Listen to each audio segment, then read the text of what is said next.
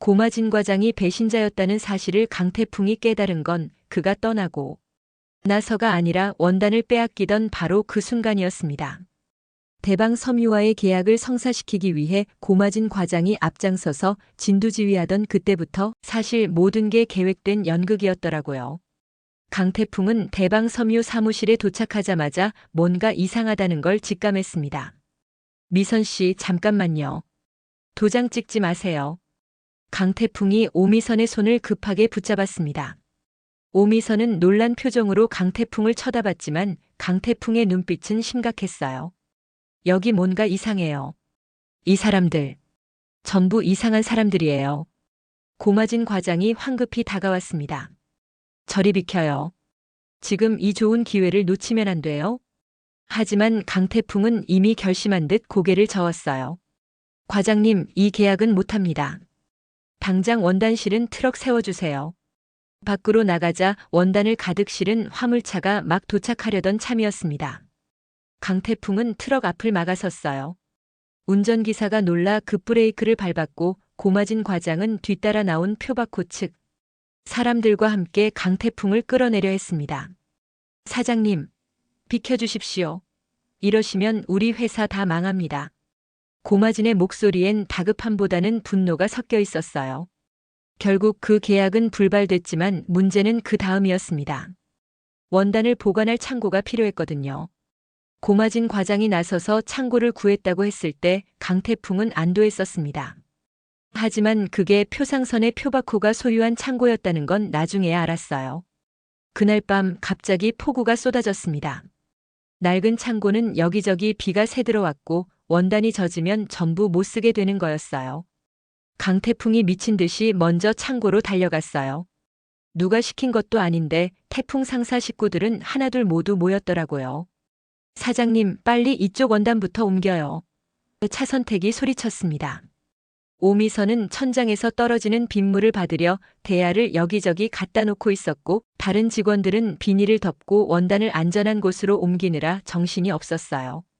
밤새도록 작업이 이어졌습니다.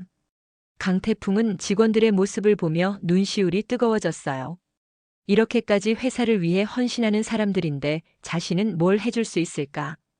다음 날 아침이 밝았을 때 비는 그치고 하늘은 맑게 개어 있었습니다. 모두들 지쳐서 쓰러질 지경이었고 배가 고팠어요. 다들 밥 먹으러 갑시다. 밥을 먹으며 서로 농담도 주고받고 어젯밤의 고생담을 이야기하며 웃기도 했어요. 그런데 식당에서 돌아온 강태풍과 직원들이 본 광경은 충격 그 자체였습니다. 트럭 2대가 창고 앞에 대기하고 있었고 표박호의 비서와 몇 명의 남자들이 태풍 상사의 원단을 실어 나르고 있었거든요. 뭐 하는 겁니까? 그거 우리 원단이에요. 오미선이 소리치며 달려갔습니다. 강태풍도 급하게 뒤따랐어요. 하지만 표박호의 비서는 전혀 당황하지 않았습니다. 오히려 비웃듯이 웃으며 말했어요. 우리 원단인데요. 뭔 소리 하시는 거예요? 무슨 소리예요? 우리가 밤새 지킨 원단이라고요. 강태풍이 따졌습니다. 비서는 품 안에서 서류 한 장을 꺼내 들었어요. 창고 임대 계약서예요. 여기 보세요. 72시간 이내에 재계약 또는 연장 신청을 하지 않으면 보관 중인 물품은 자동으로 압류된다고 명시되어 있습니다. 강태풍이 황급히 서류를 낚아챘습니다. 계약서 뒷장 정말로 작은 글씨로 그런 조항이 숨겨져 있었어요. 이런 식으로, 이런 비열한 방법으로 강태풍의 손이 떨렸습니다. 과장님은 이거 아셨어요? 차선택이 고마진을 돌아봤습니다. 고마진 과장은 눈을 피하며 중얼거렸어요. 나도 몰랐어. 계약서를 자세히 안 읽어봐서. 하지만 강태풍은 알아챘습니다. 고마진의 눈빛이 흔들리는 걸 그가 거짓말을 하고 있다는 걸요. 과장님, 설마 처음부터 알고 계셨던 건 아니죠? 강태풍이 조용히 물었습니다. 고마진은 대답하지 않았어요. 아니, 대답할 수 없었던 거죠. 사실 고마진 과장은 이미 며칠 전부터 표박호의 비서와 접촉하고 있었습니다. 두툼한 봉투를 받고 태풍 상사를 무너뜨리는데 협조하기로 약속했던 거예요. 겉으로는 회사를 위한다며 목소리를 높였지만 속으로는 받을 돈을 생각하며 웃고 있었던 겁니다. 과장님, 진짜 그러신 겁니까? 오미선의 목소리가 떨렸습니다. 고마지는 여전히 침묵했고 그 침묵이 곧 답이었어요. 강태풍은 분한 마음에 곧장 표바코를 찾아갔습니다. 표상선 본사에 도착했을 때 표바코는 여유롭게 커피를 마시며 신문을 보고 있었어요. 오, 강 사장님. 무슨 일로 오셨나? 제 원단 돌려주십시오. 강태풍이 똑바로 말했습니다. 표바코는 피식 웃었어요. 계약서도 안 읽어보고 도장 찍은 자네 과장 탓 아닌가? 나는 정당한 절차에 따라 압류한 거야. 이건 사기나 다름없습니다. 강태풍이 목소리를 높였습니다. 그때 옆에 서 있던 표바코의 아들 표현준이 비웃으며 끼어들었어요. 사기? 증거 있어요? 법적으로 하자 없는 계약인데요. 아버지, 이런 애송이랑 말해봤자 시간 낭비예요. 표현준의 말투와 태도는 아버지 표바코를 그대로 닮아 있었습니다. 오만하고 비열하고 약자를 짓밟는 걸 즐기는 듯한 그 눈빛까지도요. 강태풍은 손에 쥐고 있던 주먹을 펴지 못한 채 표상선을 나왔습니다. 그 원단이 마지막 희망이었는데 모든 게 무너지는 순간이었어요. 회사로 돌아오니 고마진 과장은 이미 짐을 싸서 떠나날 준비를 하고 다른 직원도 마찬가지였습니다. 그게 전부였습니다. 차선택 차장이 강태풍을 불렀습니다. 사장님, 잠깐 얘기 좀 합시다. 차선택은 폐업 신고서와 위임장을 내밀었어요. 더 이상 피해를 입기 전에 당장 세무서 가서 폐업 신고하십시오. 이렇게 가다간 빚만 더 늘어납니다. 차장님. 강태풍이 말을 잇지 못했습니다. 차선택은 쓸쓸하게 웃었어요. 저도 이제 가야 합니다. 식구들 먹여 살려야 해서요. 그리고는 오미선에게 명함 한 장을 건넸습니다. 미선 씨는 능력 있으니까 여기 작은 회사지만 연락해보세요. 내가 추천해놨어. 그렇게 태풍 상사의 식구들은 하나둘 떠나갔습니다. 빈 사무실에 강태풍 혼자 남겨졌어요. 강태풍은 아버지의 의자에 앉아 오랫동안 생각에 잠겼습니다. 서랍을 열자 아버지가 남겨주신 통장이 나왔어요. 그리 큰 금액은 아니었지만 이걸로 뭘 할 수 있을까? 회사를 살릴 수 있을까? 며칠 만에 강태풍은 인천의 온실을 찾았습니다. 태풍이 그토록 아끼고 정성스럽게 돌봐오던 던 장미꽃들이 있는 곳이었죠. 하지만 관리를 못한 탓에 장미들은 대부분 시들어 있었습니다. 말라버린 가지들을 보며 강태풍은 자신의 처지와 겹쳐 보였어요. 말라버린 건 장미만이 아니라 자신도 마찬가지였으니까요. 그런데 그때 강태풍은 놀라운 걸 발견했습니다. 시든 장미가지 끝에 작은 열매가 맺혀 있었던 거예요. 장미 열매 로즈힙이었습니다. 이게 뭐지? 강태풍이 조심스럽게 열매를 만졌습니다. 그 순간 아버지의 말씀이 떠올랐어요. 꽃은 떨어지는 게 아니야, 태풍아. 열심히 노력하는 중이야. 열매를 맺으려고 말이지. 아버지는 항상 그렇게 말씀하셨습니다. 실패는 끝이 아니라 새로운 시작을 위한 준비라고요. 강태풍은 조심스럽게 장미 씨앗을 채취했습니다. 그래, 이거면 돼. 언젠가 내가 개발한 이 장미를 다시 꽃 피울 거야. 난 지금 떨어진 꽃이 아니라 열매를 맺기 위해 노력하는 중이야. 다음 날 낮 강태풍은 세무서를 찾았습니다. 차선택 차장이 준비해준 폐업 신고서를 가지고요. 하지만 창구 앞에 서자 강태풍은 주춤했습니다. 정말 이렇게 끝내야 하는 걸까? 아버지가 평생 일궈온 태풍 상사를 이렇게 쉽게 포기해도 되는 걸까? 다음 분 계세요? 직원이 불렀습니다. 강태풍은 깊게 숨을 들이쉬고 폐업 신고서 대신 다른 서류를 꺼냈어요. 대표자 변경 신청서였습니다. 폐업이 아니라 명예 변경하러 왔습니다. 서류를 제출하고 나오는 강태풍의 손엔 새로운 사업자 등록증이 들려 있었습니다. 태풍 상사 대표 강태풍. 그래, 난 지금 다 떨어진 꽃이야. 하지만 이제부터 열심히 노력해서 멋진 열매를 맺을 거야. 그날 하루 종일 아무것도 먹지 못한 강태풍은 정신력 하나로 버티고 있었습니다. 늦은 밤 강태풍은 오미선의 집을 향해 비틀거리며 계단을 올라가고 있었어요. 눈까지 내리기 시작했고 몸은 추위에 떨렸습니다. 강태풍 씨? 오미선이 동생을 마중 나왔다가 강태풍과 마주쳤습니다. 어머, 이 얼굴이 왜 이래요? 혹시 걸어온 거예요? 지금 쓰러지시겠어요. 다행이다, 미선 씨. 강태풍이 겨우 웃었습니다. 자면 어쩌나 걱정했는데. 태풍 씨, 이 시간에 여길 왜 온 거예요? 춥고 눈도 오는데. 오미선은 걱정스러운 표정으로 강태풍을 쳐다봤어요. 미선 씨한테 할 말이 있어서요. 혹시 폐업하신 거예요? 오미선이 조심스럽게 물었습니다. 강태풍은 고개를 저었어요. 그리고 떨리는 손으로 명함을 꺼냈습니다. 자신의 명함이었는데 사원이라고 인쇄된 부분에 두 줄을 긋고 볼펜으로 사장이라고 써놓았더라고요. 미선 씨, 내일 면접 보러 가지 마세요. 네. 오미선이 어리둥절했습니다. 세무서에 가서 대표자 변경을 신청했어요. 이제부터 제가 사장이에요. 태풍 상사 사장 강태풍입니다. 직원도 없고 돈도 없고 팔 물건도 없어요.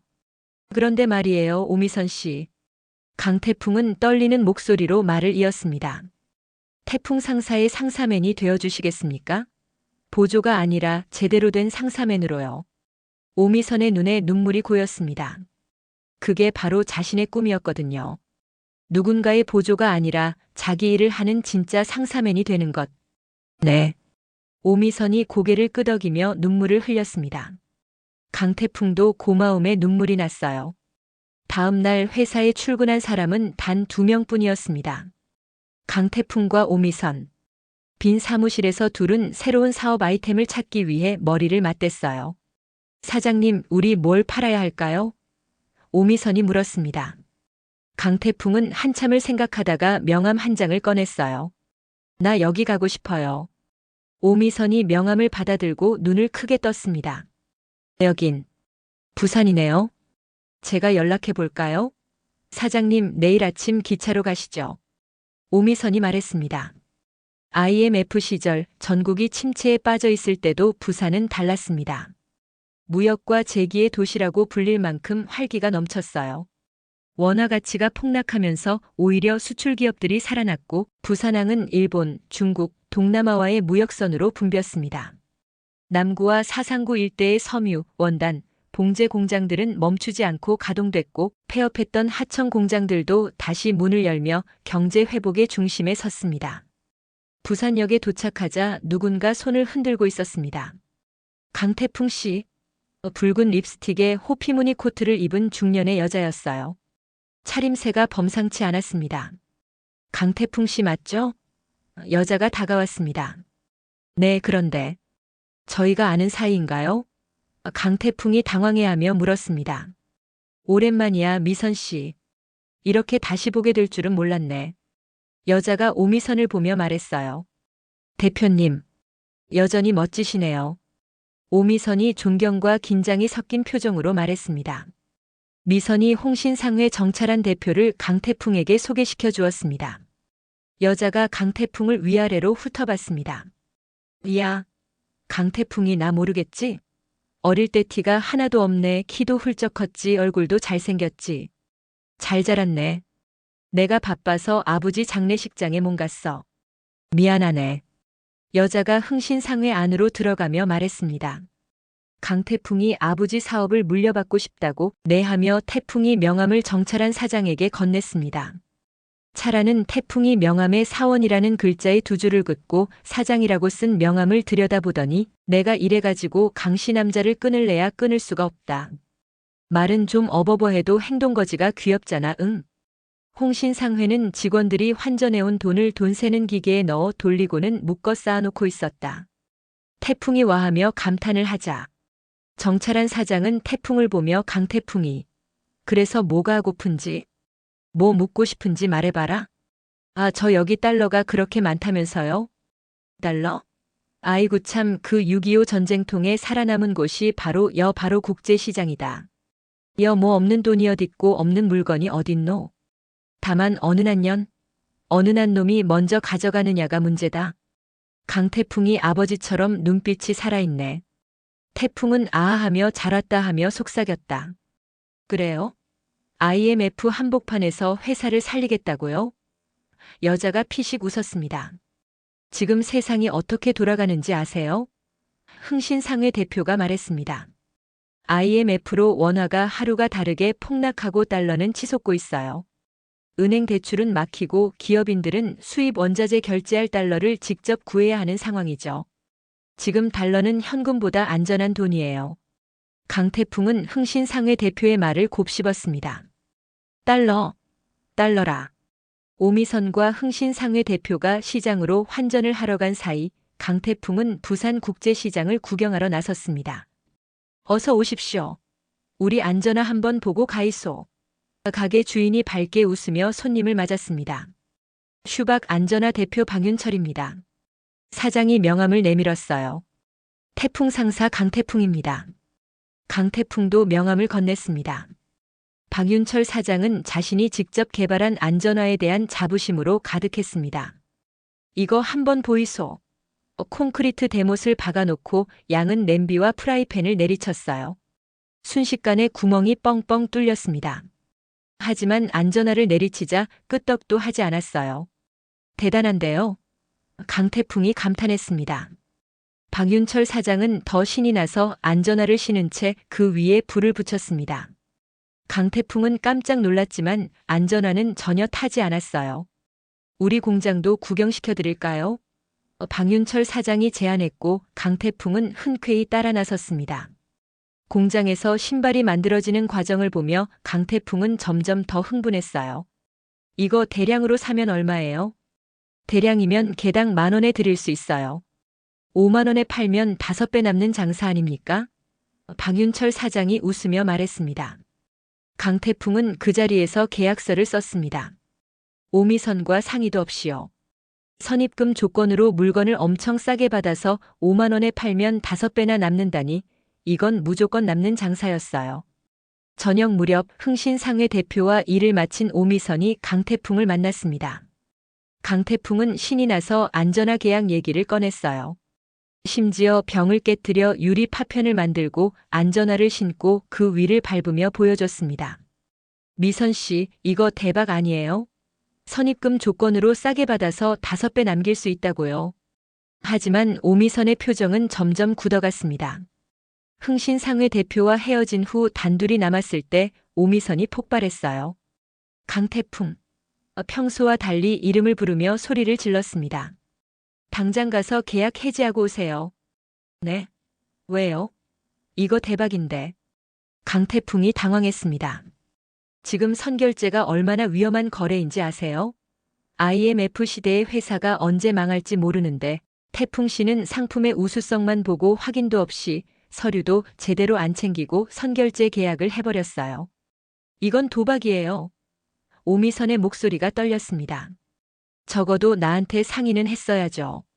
제가 뭐하러 주임인데요? 강태풍은 그제야 정신이 번쩍 들었습니다. 오미선의 말이 맞았어요. 표박호 사장한테 당한 것도 모자라 또다시 같은 실수를 저지를 뻔했습니다. 다행히 계약금을 입금하기 전이어서 해지할 수 있었습니다. 강태풍은 그날 밤 아버지가 남겨주신 돈을 달러로 환전했어요. 흥신상회 대표가 한 말이 계속 머릿속을 맴돌았거든요. 지금 이 혼란 속에서 달러는 가장 안전한 자산이라고. 다음 날 강태풍은 환전한 달러를 들고 표박호를 찾아갔습니다. 표박호가 타고 있던 차를 막아섰어요. 제 원단 제가 다시 사겠습니다. 원화가 많이 떨어져서 이 정도 달러면 되겠죠? 표박호가 차에서 내려 강태풍을 쳐다봤습니다. 자네는 사업을 접는 게 좋을 거야. 사람은 변하지 않거든. 그러지 말고 그냥 회사를 나한테 넘기는 게 어때? 내가 적당한 값은 쳐줄게. 아니요. 강태풍이 단호하게 말했습니다. 저는 태풍 상사를 꼭 지켜낼 겁니다. 그래? 안 됐지만 나도 원단을 자네한테 줄 수 없네. 표박호가 비웃으며 차에 다시 올라탔어요. 창문을 닫으며 한마디 더 던졌습니다. 자네 아버지도 그렇게 고집 부리다 결국 어떻게 됐는지 알잖아. 강태풍이 떠나자 표박호는 사무실로 돌아와 비서의 멱살을 잡았습니다. 저런 애송이 녀석 하나도 제대로 처리 못하냐. 그리고는 비서의 머리를 책상에 내리쳤어요. 옆에서 지켜보던 아들 표현주는 재미있다는 듯 웃고 있었습니다. 아버지와 아들 정말 똑같았어요. 한편 표박호의 비서는 따로 고마진을 만나고 있었습니다. 조용한 찻집 구석자리에서 두툼한 노란 봉투가 테이블 위로 건네졌어요. 고마지는 재빨리 봉투를 안주머니에 넣었습니다. 다음 건도 잘 부탁하네. 비서가 낮은 목소리로 말했습니다. 걱정 마십시오. 제가 알아서 처리하겠습니다. 고마진이 선글라스를 고쳤으며 대답했어요.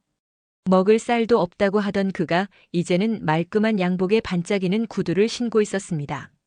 며칠 후 태풍 상사 사무실에 고마진이 나타났습니다. 아무도 없는 줄 알았는지 서랍과 캐비닛을 뒤지고 있었어요. 무언가를 찾고 있는 것 같았습니다. 태풍 상사에 뭐 중요한 거라도 있나 봅니다. 강태풍의 목소리가 들려왔어요. 고마진이 화들짝 놀라 돌아봤습니다. 아, 그게 내가 사무실에 뭘 두고 간 게 있어서. 고마진이 변명하듯 말하고는 황급히 사무실을 빠져나갔습니다. 뭘 찾는 것 같았는데요? 오미선이 의심스러운 눈빛으로 말했습니다. 거래처 명단이나 계약서 같은 거 아닐까요? 표바코한테 넘기려고. 강태풍이 추측했어요. 그날 밤 강태풍이 집에 도착했을 때 현관문이 활짝 열려 있었습니다. 안에서 웅성웅성 소란스러운 소리가 들렸고 어머니의 울음소리도 섞여 있었어요. 엄마! 강태풍이 뛰어들어갔습니다. 어머니는 비틀거리고 있었고 낯선 남자들이 집 안 곳곳에 빨간 딱지를 붙이고 있었습니다. 여자들은 집기와 물건들을 조사하며 리스트를 작성하고 있었고요. 이게 무슨 짓입니까? 강태풍이 소리쳤지만 이미 늦었습니다. 남자들은 일을 마치고 떠났어요. 집은 압류됐고 곧 경매에 넘어갈 예정이었습니다. 강태풍은 어머니를 부축해 일으켰습니다. 엄마, 괜찮으세요? 제가 있잖아요. 어머니는 아들의 품에 안겨 한참을 울었어요. 평생 살던 집이 하루아침에 남의 손에 넘어간다는 게 믿기지 않았던 거죠. 며칠 후 강태풍은 작은 방 한 칸짜리 집을 구했습니다. 어머니와 함께 살기엔 좁았지만 그래도 두 사람이 지낼 수는 있었어요. 짐을 옮기고 정리하며 강태풍은 오히려 마음이 홀가분해졌습니다. 다시 시작하는 느낌이었거든요. 잃을 게 없으니 두려울 것도 없었어요. 사장님, 정말 자신 있어요? 회사 운영할 자신? 오미선이 조심스럽게 물었습니다. 강태풍이 환하게 웃었어요. 주임님, 저 재미있어요. 지금 이 순간이. 난 꼭 성공한 사장님이 될 거예요. 주임님이라니.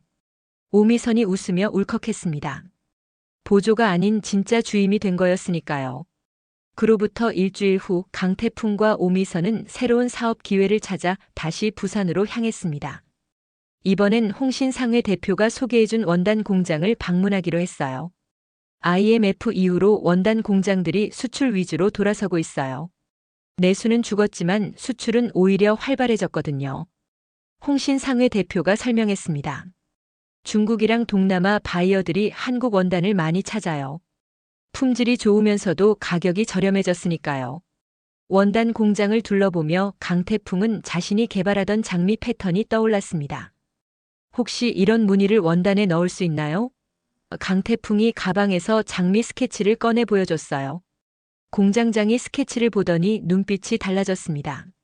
이거 독특한데요? 누가 디자인한 겁니까? 제가 장미에 관심이 많아서 개발하던 거예요. 강태풍이 대답했어요.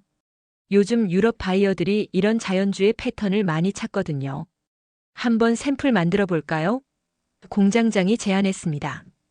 강태풍과 오미선은 눈빛을 교환했어요. 이거였습니다. 아버지의 회사를 지킬 수 있는 그 꿈을 이어갈 방법을 찾은 거였죠. 샘플 제작 비용은 얼마나 드나요? 오미선이 현실적인 질문을 던졌습니다. 소량이면 그렇게 많이 안 듭니다. 한 50만 원 정도? 공장장이 말했어요. 강태풍은 주머니에 남은 돈을 계산해 봤습니다. 아슬아슬했지만 할 수 있었어요. 해주십시오. 대신 최고 품질로 부탁드립니다.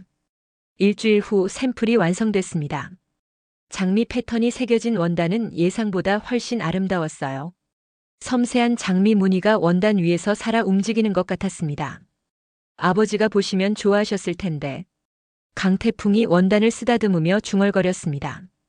이제 이걸 누구한테 팔 거예요? 오미선이 물었어요.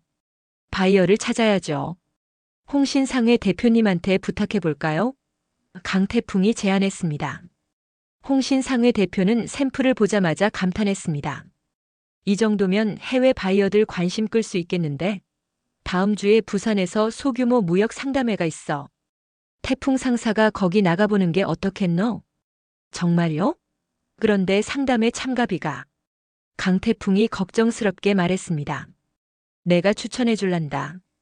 이 정찰안이 여기서 알아준다. 신진업체 지원 프로그램이 있다지.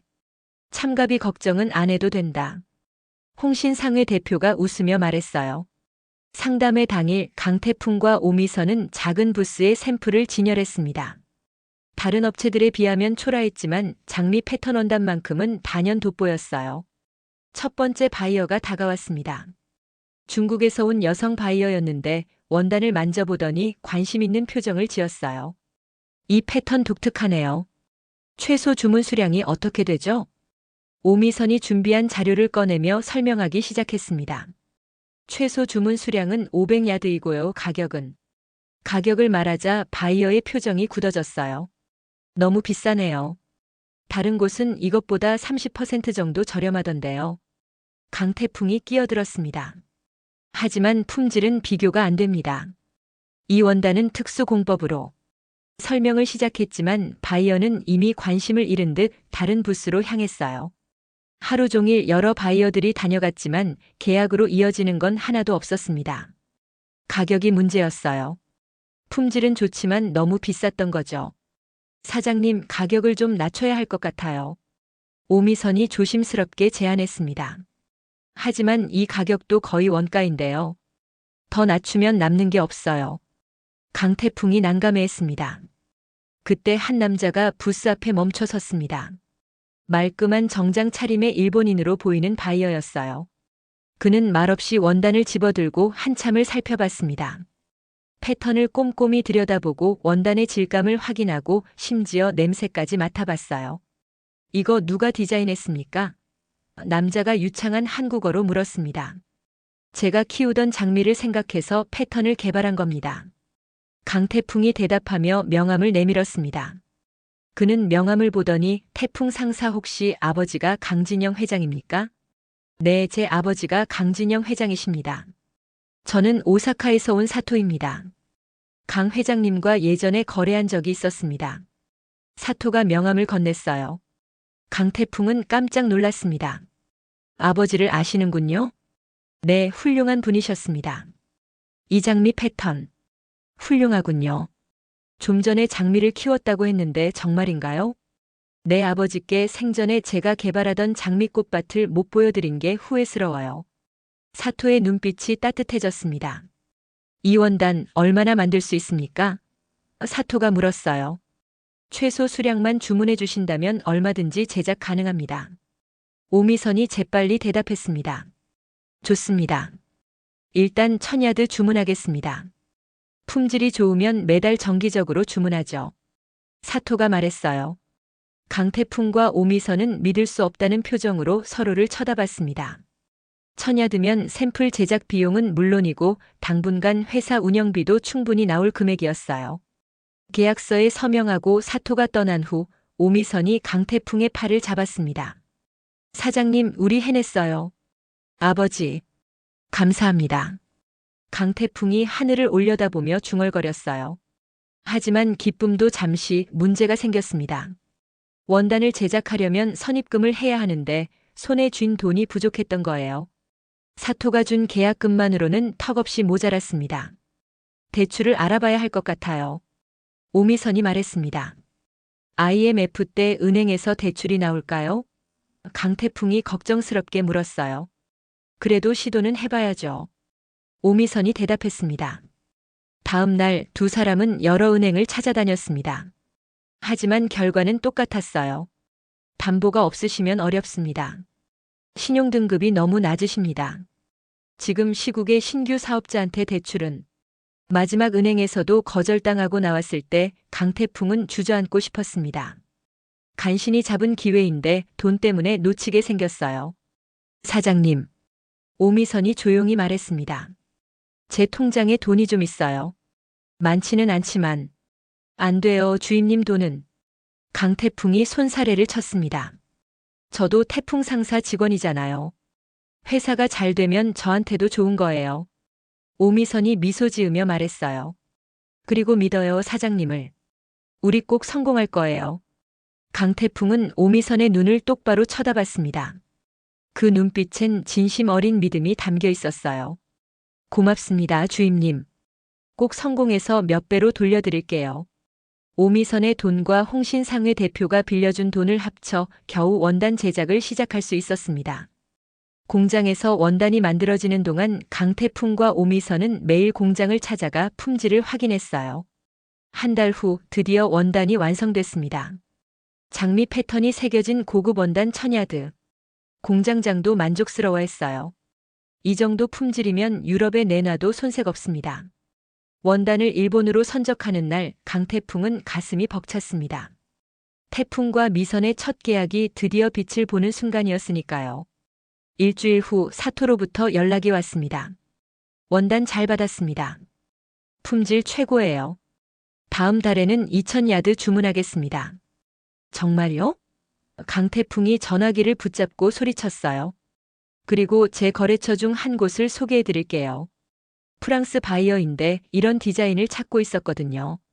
사토가 말했습니다.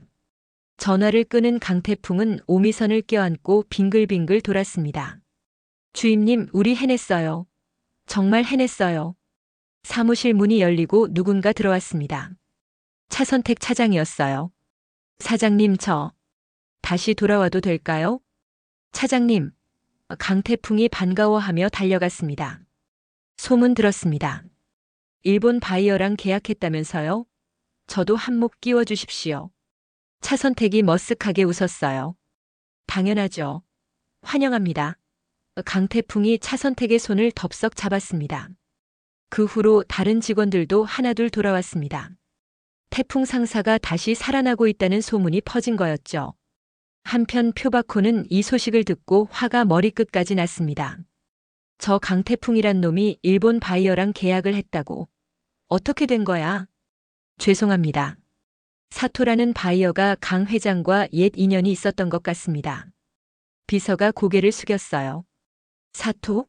그 일본 놈 연락처 알아내. 내가 직접 거래 끊어버리겠어. 표바코가 이를 갈았습니다. 아버지, 그것보다 더 확실한 방법이 있습니다. 표현준이 비웃으며 끼어들었어요. 원단 공장을 장악하면 되죠. 아무리 주문이 많아도 만들 수 없으면 소용없잖아요. 표바코의 눈이 번뜩였습니다. 그래, 좋은 생각이다. 어느 공장이지? 남구에 있는 대성섬유입니다. 비서가 대답했어요. 당장 대성섬유 사장 만나자고 해. 우리가 대량 계약을 제시하면 거절 못할 거야. 표바코가 음흉하게 웃었습니다.